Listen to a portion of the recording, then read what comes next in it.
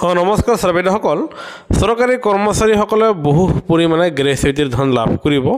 আনহাতে কিমান পৰিমাণে এই গ্ৰেচুইটিৰ ধন লাভ কৰিব আনহাতে কোনসকল চৰকাৰী কৰ্মচাৰীয়ে এই গ্ৰেচুইটিৰ ধন পাব সেই সম্বন্ধে আপোনাৰ যোৱা 30 তাৰিখ 4 মাহ 2024 তাৰিখে শেহতীয়া জাননী প্ৰকাশ পাইছে আৰু যেটো আমি আপোনালোকৰ মাজত লৈ আহিছো হে আপোনালোক ভিডিঅটো সম্পূৰ্ণ চাব আনহাতে অসমৰ চৰকাৰী কৰ্মচাৰী আৰু পেঞ্চনাৰসকলৰ ওপৰত পৰিচিত একমাত্ৰ এই চেনেলটো যদি সাবস্ক্ৰাইব কৰা নাই তেনেহলে সাবস্ক্ৰাইব কৰিব নাপাহৰিব ছাৰবেদসকল এয়া চাওক আপোনালোকৰ স্ক্ৰীনত দেখিবলৈ সক্ষম হৈছে য'ত কৰ্মচাৰী ভৱিষ্যত নিধি সংগঠনৰ ফালৰ পৰা আপোনাৰ শেহতীয়া অফিচ মেমৰেণ্ডাম প্ৰকাশ কৰিছে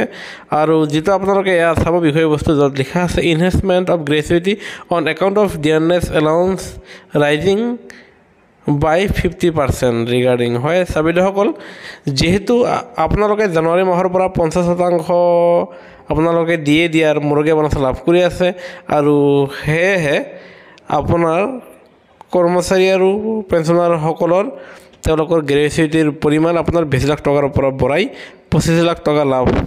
কৰিবলৈ ইয়াৰে জনা হৈছে আনহাতে কোনসকল চৰকাৰী কৰ্মচাৰীসকলে তেওঁলোকে 25 লাখ টকা গ্ৰেচুইটি লাভ কৰিব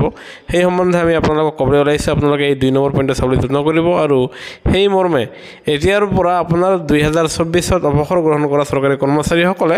তেওঁলোকে গ্ৰেচুইটিৰ বাবদ আপোনাৰ 25 লাখ টকালৈকে তেওঁলোকে গ্ৰেচুইটিৰ ধন পাবলৈ সক্ষম হ'ব আৰু যেটো আপোনাৰ কাৰ্যকৰী হ'ব এয়া আপোনালোকে শেষত চাব 1 তাৰিখ 1 মাহ 2024 তাৰিখৰ পৰা আপোনাৰ অৱসৰ গ্ৰহণ কৰা চৰকাৰী কৰ্মচাৰীসকলৰ গ্ৰেচুইটি আপোনাৰ 20 লাখ টকাৰ পৰা বৃদ্ধি হৈ হেয়া আপোনাৰ 25 লাখ টকা হ'ব কিয়নো বৰ্তমান সময়ত আপোনাৰ দিয়ে 50% পাৰ হোৱাৰ কাৰণে গ্ৰেচুইটি ধন 25 লাখ টকা হৈছে আৰু এই জাননীখন আপোনাৰ প্ৰকাশ কৰাত আমি পুনৰ আপোনালোকৰ মাজলৈ লৈ আহিলো ভিডিঅ'টো নিশ্চয় লাইক দিব আনহাতে এনেকুৱা ধৰণৰ প্ৰতিটো শেহতীয়া খবৰৰ বাবে আমাৰ চেনেলটো লাইক আৰু শ্বেয়াৰ ছাবস্ক্ৰাইব কৰি আমাক অনুপ্ৰাণিত কৰিবলৈ নাপাহৰিব ভিডিঅ'টো চাবৰ বাবে ধন্যবাদ